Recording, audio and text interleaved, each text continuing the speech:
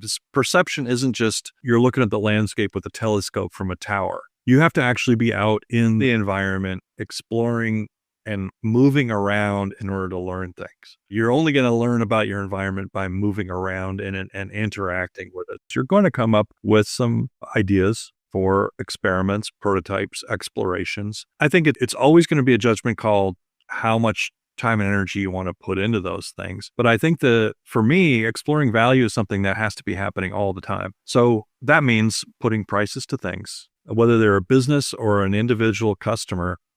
The three things that they have to invest in you are their time, their attention, and their money. It's very important to be constantly evaluating how much of those things you want. And there are different kinds of value equations. I'm not going to Amazon to have an experience. I don't want to spend a lot of time there.